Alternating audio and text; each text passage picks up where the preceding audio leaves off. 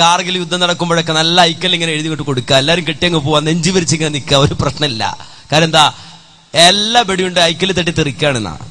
പിന്നെ ഡൈനാമിറ്റ് വെക്കരുത്, പണം പൊട്ടിപ്പോവും, ഐക്കല് പൊട്ടുവപ്പോ. ഡൈനാമിറ്റ് ആവുമ്പോ ഐക്കല് പൊട്ടിപ്പോവും. നിങ്ങൾ മനസ്സിലാക്കേണ്ടതുണ്ട്, ഇത് പഠിപ്പിക്കുകയാണ്. എന്നിട്ട് തൃക്കളൂർ സമരം മലബാർ മാനുവൽ വരെ ഉണ്ട് എന്നാ പറയാ. ഇത് കേൾക്കുന്ന ആൾക്കാർ വിചാരിക്കും ഈ ഐക്കല് കഥ അതിനകത്ത് ഉണ്ടാവുന്നല്ലേ. എന്നാൽ തൃക്കളൂർ സമരത്തെ കുറിച്ച് മലബാർ മാനുവലുണ്ട്, പക്ഷേ ഈ ഐക്കല് കഥ അതിലില്ല. തൃക്കളൂർ സമരം, അങ്ങനെ സമരം ഉണ്ടായിരുന്നൊക്കെ മലബാർ മാനുവലുണ്ട്. ഇത് കേൾക്കണവർ ഒന്നിച്ച് പറയുമ്പോൾ വിചാരിക്കുക ഇതൊക്കെ മലബാർ മാനുവലുള്ളതാണ്, നോക്കിയിട്ട് പറയാണെന്നാ. നിങ്ങൾ മനസ്സിലാക്കണം അന്യ സഹോദരങ്ങളെ, അള്ളാഹുവിന്റെ റസൂൽ പഠിപ്പിച്ചത് അതിന് വിരുദ്ധമാണ്.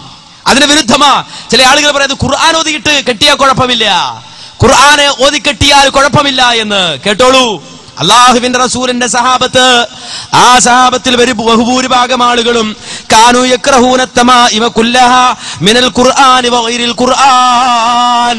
ഖുർആൻ ഓതിയതാണെങ്കിലും ഖുർആൻ ഓതാതെയാണെങ്കിലും ഖുർആൻ എഴുതി കെട്ടിയതാണെങ്കിലും ഖുർആൻ എഴുതാതെ കെട്ടിയതാണെങ്കിലും അവര് വെറുത്തിരുന്നു, തമാഇമുകളെ വെറുത്തിരുന്നുവെന്ന് ഹദീസിന്റെ താളുകളിൽ കാണാം. ഖുർആൻ എഴുതി കെട്ടിയതാണെങ്കിലും ഇനി അതല്ല വേറെന്തെങ്കിലും എഴുതി കെട്ടിയതാണെങ്കിലും രണ്ടും ഒരുപോലെ തന്നെയാണ്. അതുകൊണ്ട് ആ ന്യായം പറയേണ്ടതില്ല. നേരെ മറിച്ച് തമാഇമുകളെ, ഈ രൂപത്തിലുള്ള ഐക്കല്ലുകളെ അള്ളാഹുവിന്റെ റസൂലിന്റെ സഹാബത്ത് വെറുക്കുകയാണ്, അവർ വർജിക്കുകയാണ്, ഉപേക്ഷിക്കുവാൻ വേണ്ടി പറയുകയാണ്. എന്നാൽ ഇത് ചെയ്യണമെന്ന് സമൂഹത്തോട് പറയുക, അത് ചെയ്യുക. ഇത്തരത്തിലുള്ള പ്രവർത്തനങ്ങൾ ഇസ്ലാമിക വിരുദ്ധമായി നമ്മുടെ നാട്ടിൽ നടക്കുകയും അതിനെ നമ്മുടെ നാട്ടിലെ സമസ്ത എന്ന പ്രസ്ഥാനം ന്യായീകരിക്കുകയും ചെയ്യുന്നു. അതൊഴിവാക്കണം എന്ന് പറയാനാണ് ഇസ്ലാഹി പ്രസ്ഥാനമുള്ളത്. അതുകൊണ്ട് അവസാനിച്ചോ മാന്യ സഹോദരങ്ങളെ, റസൂലുള്ളാഹി സ്വല്ലല്ലാഹു അലൈഹി വസല്ലമ അതുപോലെ തന്നെ താക്കീത് ചെയ്ത ഒരു കാര്യമാണ്, ഒരിക്കലും ഭാവി പ്രവചിക്കുവാൻ വേണ്ടി ഇരിക്കുന്നവന്റെ സമീപത്തേക്ക് പോകരുത്. ജ്യോത്സ്യനെ നിങ്ങൾ സമീപിക്കരുത്. നിങ്ങളുടെ ഭാവി അറിയുവാൻ ലോകത്തൊരാൾക്കും സാധ്യമല്ല. നിങ്ങളുടെ ഭാവി തീരുമാനിക്കുവാൻ ഒരാളെ കൊണ്ടും സാധ്യമല്ല. നേരെ മറിച്ച് നിങ്ങളുടെ ഭാവി തീരുമാനിക്കേണ്ടത് അള്ളയാണ്, തീരുമാനിച്ചിട്ടുള്ളത് അള്ളയാണ്, റബ്ബാണ് നിങ്ങളുടെ ഭാവി തീരുമാനിച്ചിട്ടുള്ളത്. അതുകൊണ്ട് തന്നെ ഒരിക്കലും നിങ്ങൾ ജ്യോത്സ്യനെ സമീപിക്കരുത്, കണിയാനെ സമീപിക്കരുത്, ഭാവി പറയുന്നവനെ സമീപിക്കരുത്, അറാഫിനെ സമീപിക്കരുത്. അറാഫ് എന്ന് പറഞ്ഞാൽ ആരാണ് അറാഫ് എന്ന് പറഞ്ഞാൽ?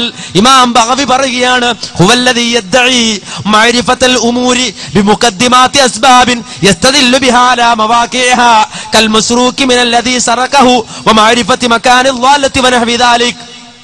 അറാഫ് ജ്യോത്സ്യൻ എന്ന് പറഞ്ഞാൽ അതുകൊണ്ട് അർത്ഥമാക്കുന്നത് അത് കണിയാൻ ശശിയെ കുറിച്ച് പറഞ്ഞതാണ്, അല്ലെങ്കിൽ കണിയാൻ ജോസഫിനെ കുറിച്ച് പറഞ്ഞതാണെന്ന് തെറ്റിദ്ധരിക്കണ്ട. അറാഫ് എന്ന് പറഞ്ഞാൽ അങ്ങനെ മതത്തിന്റെ അടിസ്ഥാനത്തിൽ വേർതിരിക്കുന്ന ഒന്നല്ല. നേരെ മറിച്ച് യദ്ദഈ മഅരിഫത്തൽ ഉമൂരി ബിമുഖദ്ദിമാത്തി അസ്ബാബിൻ യസ്തദില്ലു ബിഹാ അലാ മവാഖിഇഹാ കൽ മസ്റൂഖി മിനല്ലദീ സറഖഹു വമഅരിഫത്തി മകാനിൽ ളാലത്തി വനഹ്വി ദാലിക എന്ന് പറഞ്ഞാൽ, അതേ ഒരു സാധനം കാണാതെ പോയാൽ, അത് ഇന്നാടൊക്കെ പോയാൽ അയാൾ മഷിയിട്ട് നോക്കി പറഞ്ഞു തരും, അല്ലെങ്കിൽ കളം വരച്ച് പറഞ്ഞു തരും, അല്ലെങ്കിൽ പഴയ കാലത്ത് മൃഗങ്ങൾ കാണാതെ പോകാറുണ്ട്. അങ്ങനെ കാണാതെ പോയ മൃഗങ്ങള് ഇന്നയാൾ വിശദീകരിച്ചരും എവിടെയുണ്ടെന്ന് പറഞ്ഞു തരും. അങ്ങനെയുള്ള കാര്യങ്ങൾ വിശദീകരിക്കുവാൻ വേണ്ടി പറയുവാൻ വേണ്ടി മാറിയിരിക്കുന്ന ആളുകള് അവരാണ് അറാഫുകൾ. അവരുടെ സമീപത്ത് പോകരുതെന്ന് പ്രവാചകൻ പറയുകയാണ്, അവരുടെ സമീപത്ത് പോകരുതെന്ന് പ്രവാചകൻ പറയുകയാണ്. എത്രത്തോളം റസൂലുള്ള പറഞ്ഞു, മൻ അതാ അറാഫൻ ഫസഅലഹു അൻ ഷൈഇൻ ലം തുഖബൽ ലഹു സലാത്തുൻ 40 ലൈല.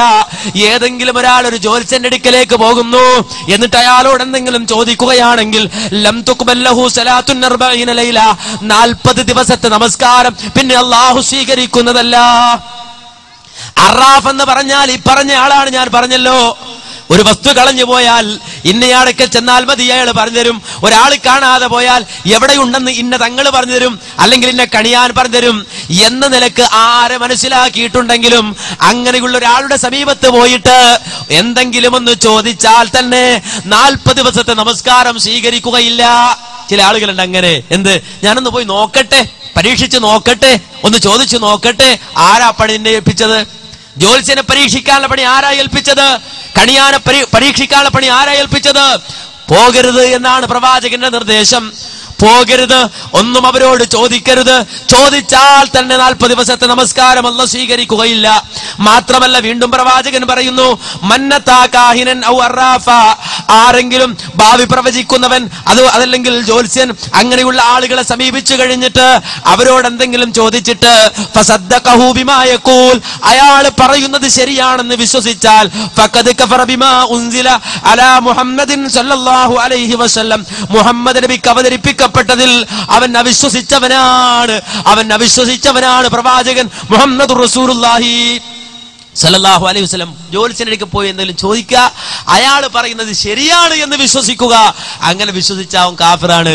അള്ളാഹുവിന്റെ റസൂലിന് അവതരിപ്പിക്കപ്പെട്ടതിൽ അവിശ്വസിച്ചവനാണ് അവനെന്ന് മുഹമ്മദുർ റസൂലുള്ളാഹി സല്ലല്ലാഹു അലൈഹി വസല്ലം പഠിപ്പിക്കാൻ. എന്നാ മാന്യ സഹോദരങ്ങളെ, നമ്മുടെ നാട്ടിലെ സമൂഹത്തിന്റെ അവസ്ഥ എന്താണ്? ജ്യോത്സ്യന്മാർ പല പേരുകളിലാണ്. അതിപ്പോ വ്യാജനേത് ഒറിജിനൽ ഏതെന്ന് അന്വേഷിക്കണം. ഫുള്ളും വ്യാജനാണ്, ഒന്നും നല്ലല്ല. ചില ആളുകൾ ഇപ്പൊ അതിൽ ഒറിജിനൽ ഉണ്ട്, വ്യാജന ഒറിജിനൽ ഇല്ല. അറാഫിൽ എന്ത് ഒറിജിനൽ? മുഴുവൻ വ്യാജനാണ്.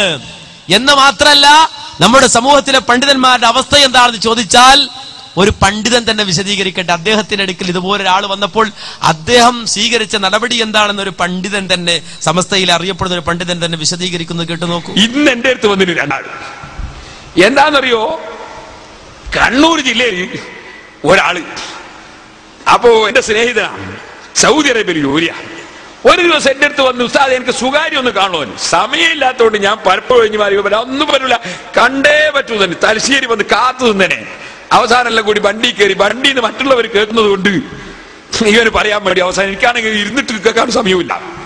അങ്ങനെ കൂടി എന്റെ കൂടെയുള്ള ആളെ വണ്ടീന്റെ മുമ്പിൽ ഇരുത്തി ഇവനെ ഞാനും പിന്നിലിരുന്ന് സുകാര്യം പറഞ്ഞു. അപ്പൊ പറഞ്ഞപ്പോ എന്റെ പാസ്പോർട്ട് മാത്രം കാണുന്നില്ല.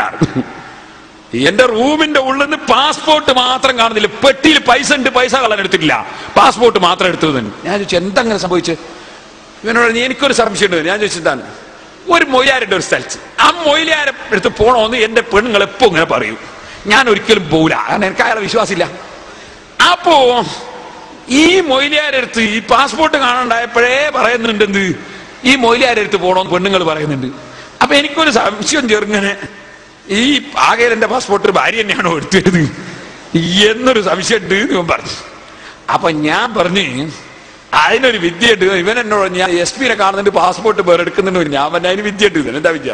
ഞാൻ പറഞ്ഞു നീ പോയിട്ട് അവളോട് പറഞ്ഞു, ഇതാ ഞാൻ കുടിയല്ലോ, നമുക്ക് ആ മൊയ്യാരൊന്ന് കണ്ടേക്കാ എന്ന് പറഞ്ഞിട്ട് നീ അവളോട് കൂടിക്കൊടുക്കണമെന്ന്.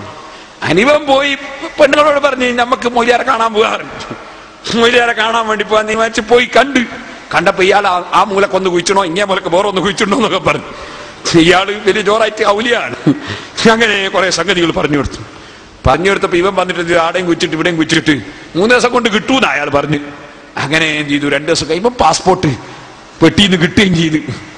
സംഗതി ശരിയായല്ലോ. എന്നെ വിളിച്ചിട്ട് പറഞ്ഞു, ഉസ്താദെ 1000 റിയാല് സിറാജുലേക്ക് നേർച്ചയാക്കി. അവന്റെ നേർച്ചയും കൊണ്ടു തന്നെ പാസ്പോർട്ട് ഏതായാലും കിട്ടിയല്ലോ എന്ന് പറഞ്ഞു. കണ്ടോ, എന്താ നല്ല ഉപദേശല്ലേ? ആ സാധുവിനെ എല്ലാരും പറ്റിച്ചു, ഭാര്യയും പറ്റിച്ചു, ജ്യോത്സ്യനും പറ്റിച്ചു, മൊയ്യാരും പറ്റിച്ചു, എല്ലാരും പറ്റിച്ചു. കാര്യം എന്താ, ഭാര്യ കൊണ്ടുപോയി, ജ്യോത്സ്യന് കൊടുക്കേണ്ടി വന്നു, അതുപോലെ തന്നെ മൊയ്യാർക്കും കൊടുക്കേണ്ടി വന്നു. എത്ര? 1000 റിയാല്. 3000 രൂപ കൊടുത്ത വേറെ പാസ്പോർട്ട് കിട്ടിയാലേ. ആ സാധുവിന് 13,000 ചെലവായി. 3000 കൊടുത്തിരുന്നെങ്കിൽ വേറെ പാസ്പോർട്ട് കിട്ടുമായിരുന്നു. പക്ഷെ മൊയ്യാര് പറഞ്ഞത് കൂടിക്കൊടുക്കുകയെന്ന്. എന്തിനു കൂടിക്കൊടുക്കാൻ? ജ്യോത്സ്യന്റെ അടുക്കൽ പോകാൻ, കൂടിക്കൊടുക്കാൻ.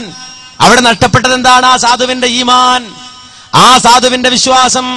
റസൂലുള്ളാഹി സ്വല്ലല്ലാഹു അലൈഹി വസല്ലമ പോകരുത് എന്ന് പറഞ്ഞെടുത്തേക്ക് മുലാരി പറയാ കൂടിക്കൊടുത്തോ, കാര്യം പാസ്പോർട്ട് കിട്ടിയാൽ പോരെ. എന്നാൽ ഒരു വിശ്വാസിയായ മനുഷ്യൻ ചിന്തിക്കുന്നത് എന്താ? എന്റെ പാസ്പോർട്ട് പോയാലും ഈമാൻ പോകാൻ പാടില്ല, വിശ്വാസം പോകാൻ പാടില്ല. അതുകൊണ്ട് മോനെ ഒരിക്കലും നീ പോകരുത് എന്ന് പറഞ്ഞു കൊടുക്കേണ്ട ഉസ്താദ് പറഞ്ഞു കൊടുക്കുന്നതാകട്ടെ തൽക്കാലം ഒന്ന് കൂടിക്കൊടുത്തോ. ഇനി പാസ്പോർട്ട് കിട്ടിയ വകയില് 1000 റിയാൽ ഇങ്ങോട്ടും കൊടുത്തേക്ക് എന്നാണ് മനസ്സിലാക്കണം. എന്നാ റസൂലുള്ളാഹി എത്ര ഗൗരവത്തിലാ പറഞ്ഞത്? ലൈസ മിന്നാ മൻ തതയ്യറ ഔ തുതയ്യറ ലഹു ഔ തകഹന ഔ തുകിഹന ലഹു ഔ സഹറ ഔ സുഹിറ ലഹു മൻ നതാ കാഹിനൻ ഫസദ്ദഖഹു ബിമാ യഖൂൽ ഫഖദ് കഫറ ബിമാ ഉൻസില അലാ മുഹമ്മദ്. അതേ ആരെങ്കിലും ശകുനം നോക്കുക, ഇനി ആർക്കെങ്കിലും വേണ്ടി ശകുനം നോക്കുന്നുണ്ടോ അവനും അതുപോലെ ജ്യോത്സ്യപ്പണി ചെയ്യുന്നവനും ആർക്ക് വേണ്ടിയാണോ ജ്യോത്സ്യപ്പണി ചെയ്യുന്നത് അവനും, അതുപോലെ തന്നെ ആരാണോ ശകുനം നോക്കുന്നത് അവനും, ആർക്ക് വേണ്ടിയാണോ ശകുനം നോക്കുന്നത് അവനും. ലൈസ മിന്നാ, ഇവരാരും നമ്മിൽപ്പെട്ടവരല്ല. നോക്കുന്നവനും പെട്ടവനല്ല, നോക്കിക്കുന്നവനും പെട്ടവനല്ല. ജ്യോത്സ്യം ചെയ്യുന്നവനും അത് ചെയ്യിപ്പിക്കുന്നവനും നമ്മിൽപ്പെട്ടവനല്ല. ശകുനം നോക്കുന്നവനും നോക്കിപ്പിക്കുന്നവനും നമ്മിൽപ്പെട്ടവനല്ല. അള്ളാഹുവിന്റെ റസൂല് പഠിപ്പിക്കുകയാണ്, പറയുകയാണ്. എന്നാ മുസ്ലിയാക്കന്മാര് പോകാൻ പറയുന്നു. ഇതിന്റെയൊക്കെ ദുരന്തം എത്ര വലുതാ മാന്യ സഹോദരങ്ങളെ. ഈ വിശ്വാസം ഒരു മനുഷ്യന്റെ മനസ്സിൽ രൂഢമൂലമായി കഴിഞ്ഞാൽ എത്ര ദുരന്തമാണ്, എത്ര വികൃതമാകുമെന്നറിയുമോ? ഈ വിശ്വാസം മനുഷ്യ മനസ്സിൽ ഊട്ടപ്പെട്ടു കഴിഞ്ഞാൽ എത്രത്തോളം. ഈ അടുത്ത സമയത്ത് വന്നൊരു വാർത്ത നിങ്ങളൊന്ന് ശ്രദ്ധിച്ചു നോക്കൂ. 2 മാസം പ്രായമുള്ള കുഞ്ഞിനെ അച്ഛൻ നിലത്തടിച്ചു കൊന്നു. ആലപ്പുഴ പുന്നപ്ര സ്വദേശി മധുവാണ് സ്വന്തം മകനെ ദാരുണമായി കൊല ചെയ്തത്. ഒരു ജ്യോത്സ്യന്റെ ഉപദേശപ്രകാരമാണ് ഇയാൾ കൊല നടത്തിയത്.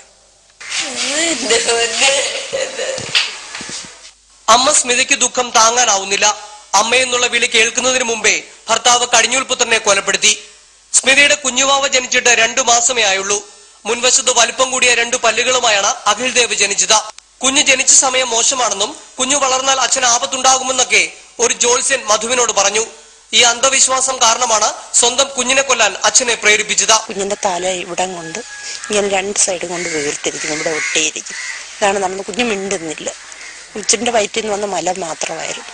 ഉറങ്ങിക്കിടന്ന കുഞ്ഞിനെ കാലിൽ പിടിച്ച് നിലത്തടിച്ചാണ് കൊന്നതെന്ന് പ്രതി സമ്മതിച്ചതായി കേസ് അന്വേഷിച്ച Punnapra S I MK Rajesh പറഞ്ഞു. കുട്ടി അച്ഛന് ദോഷമാണെന്നൊക്കെ ഉള്ള ഒരു ധാരണയുടെ മനസ്സിലുണ്ടായിരുന്നു. പിന്നെ വിദ്യാഭ്യാസം കുറവ്, മദ്യപാനം, ഇതൊക്കെ വന്നപ്പോൾ അന്ധവിശ്വാസം, പിന്നെ നാട്ടുകാരിലാണ് ഇത് അറിഞ്ഞിട്ടുള്ള കളിയാക്കല്, ഇതൊക്കെ ആയി കഴിയുമ്പോൾ കുട്ടിയോടൊരു വൈരാഗ്യം ഉണ്ടായി. അസ്വാഭാവിക മരണത്തിന് ആദ്യം കേസെടുത്ത പോലീസ് ബന്ധുക്കളുടെ പരാതിയെ തുടർന്നാണ് മധുവിനെ ചോദ്യം ചെയ്തത്.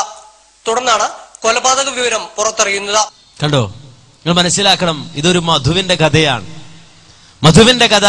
സ്വന്തം മകനെ കാലിൽ പിടിച്ച് നിലത്തടിച്ചു കൊല്ലാൻ ഒരു മടി ഉണ്ടായില്ല. എന്തേ കാരണം? ജ്യോത്സ്യൻ പറഞ്ഞു, മകൻ ശരിയാവില്ല, നിന്റെ മകൻ ശരിയാവില്ല. ഒരുപക്ഷെ നമ്മൾ ചിന്തിക്കുന്നുണ്ടാകും, അതൊരു മധുവിന്റെ കഥയല്ലേ, നമുക്ക് വിടാമെന്ന്. എന്നാൽ നിങ്ങൾ മനസ്സിലാക്കണം, 2010 ജൂലൈയിൽ പുറത്തിറങ്ങിയ പത്രം, ആ പത്രത്തിലെ വാർത്ത എന്താ? പിഞ്ചു കുഞ്ഞിനെ യുവാവ് തലയെറുത്ത് ചോര കുടിച്ചു. ഇത് മധുവല്ല, ഇത് മധുവല്ല.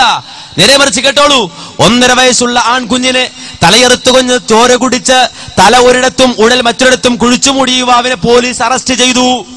1.5 വയസ്സ് മാത്രം പ്രായമുള്ള പിഞ്ചോമനയെ കഴുത്തറുത്ത് കൊല്ലുകയാണ്. എന്നിട്ട് ആ ചോര കുടിക്കുകയാണ്. തമിഴ്നാട്ടിലെ കായൽപട്ടണം സ്വദേശി അബ്ദുൽ ഗഫൂറാണ് പിടിയിലായത്, മധുവല്ല. അബ്ദുൽ ഗഫൂറാണ് പിടിയിലായത്. ദോഷം നീങ്ങാനാണ് നരബലി നടത്തിയതെന്നും മൂത്ത ആൺകുഞ്ഞിന്റെ ചോര കുടിച്ചാൽ ശക്തി വർദ്ധിക്കുമെന്നും ഇയാൾ പോലീസിനോട് പറഞ്ഞു. ശക്തി വർദ്ധിക്കാൻ, മന്ത്രശക്തി വർദ്ധിക്കാനാണ് അത്ര ചെയ്തത്. മധുരക്കടുത്ത സൗത്ത് ആലംകുളം സ്വദേശിനി ഷെറിൻ ഫാത്തിമയുടെ മകൻ ഖാദർ യൂസുഫാണ് ദാരുണമായി കൊല്ലപ്പെട്ടത്.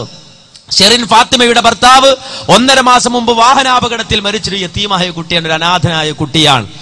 ഇതിന്റെ മനോവിഷമത്തിൽ കുഞ്ഞിനെയും കൊണ്ട് മധുര ഗോറിപ്പാളയത്തെ ഒരു ദർഗയിലെത്തിയ ഷെറിൻ ഫാത്തിമ രാത്രി മുഴുവൻ പ്രാർത്ഥനയുമായി കഴിഞ്ഞു. ഈ കുട്ടി അനാഥമായ ആ വേദന തീർക്കാൻ ഈ പോയത് നേരെ ദർഗയിലേക്കാണ്. രാവിലെ ഉണർന്നു നോക്കുമ്പോ കുഞ്ഞിനെ കാണാതെ അമ്പരന്ന അവർ ഗോറിപ്പാളയം പോലീസിൽ പരാതി നൽകി. 2 ആഴ്ചയോളം പോലീസ് നടത്തിയ അന്വേഷണത്തിൽ കായൽപട്ടണം സ്വദേശി അബ്ദുൽ ഗഫൂറാണ് കുഞ്ഞിനെ തട്ടിക്കൊണ്ടുപോയതെന്ന് വ്യക്തമായി. ഇന്നലെ രാവിലെ കായൽപട്ടണത്തെ വീട്ടിൽ നിന്ന് ഗോറിപ്പാളയം CI ചിദംബരം മുരുകേശിന്റെ നേതൃത്വത്തിലുള്ള പോലീസ് സംഘമാണ് ഇയാളെ അറസ്റ്റ് ചെയ്തത്. കുഞ്ഞിനെ തട്ടിക്കൊണ്ടുപോയ കാര്യം സമ്മതിച്ച ഇയാൾ തൂത്തിക്കുടുക്ക് സമീപത്ത് വെച്ച് മന്ത്രവാദം നടത്തി കുഞ്ഞിനെ തലയെറുത്തു കൊന്ന് ചോര കുടിച്ചതായും തല തൂത്തുക്കുടിയിൽ തന്നെ ഒരിടത്ത് കുഴിച്ചിട്ട ശേഷം ഉടൽ രാമനാഥപുരം ജില്ലയിലെ ഏർവാടി ദർഗയ്ക്കു സമീപം കുഴിച്ചിട്ടതായും പോലീസിനോട് പറഞ്ഞു. ദോഷം നീങ്ങാനാണ് മന്ത്രവാദം നടത്തി നരബലി നൽകിയത്. മൂത്താൺ കുഞ്ഞിന്റെ രക്തം കുടിച്ചാൽ മന്ത്രശക്തി വർദ്ധിക്കുമെന്നും ഇയാൾ അവകാശപ്പെട്ടു. നിങ്ങൾ മനസ്സിലാക്കേണ്ടതുണ്ട്, ഈ ദർഗയെ ചുറ്റിപ്പറ്റി നടന്ന് ഈ അന്ധവിശ്വാസം പേറി വികൃതമായ മനസ്സിന്റെ ഉടമകൾ ഒരു കുഞ്ഞിനോട് പോലും ഇളമ്മോണ കാട്ടിച്ചിരിക്കുന്ന ഒരു കുഞ്ഞിന്റെ പുഞ്ചിരിയോട് പോലും ആത്മാർത്ഥമായി പ്രതികരിക്കാൻ കഴിയാതെ ആ കുഞ്ഞിന്റെ കഴുത്തറുത്ത് ആ നരമ്പുകൾ ഒന്നിനു പുറകെ ഒന്നായി മുറിഞ്ഞു നീങ്ങുമ്പോൾ അവിടെ നിന്ന് പുറത്തേക്ക് ചീറിത്തെറിക്കുന്ന ചോര നാവുകൊണ്ട് നക്കിത്തുടക്കുന്ന ഈ ഹിംസ്രജീവി, ഈ കാട്ടുമൃഗം, നമ്മൾ എന്താ ഇവരെ വിശേഷിപ്പിക്കുക? എന്താ വിശേഷിപ്പിക്കുക? ഈ ഒരു മാനസികാവസ്ഥയിലേക്ക് മനുഷ്യനെ എടുത്തെറിയുന്ന വൃത്തികെട്ട സംസ്കാരം, ആ സംസ്കാരത്തിന് തെളിവുണ്ടാക്കാൻ നടക്കുന്ന ഒരു സമൂഹവുമായി എങ്ങനെ മാന്യ സഹോദരങ്ങളെ നമുക്ക് യോജിക്കാൻ കഴിയും?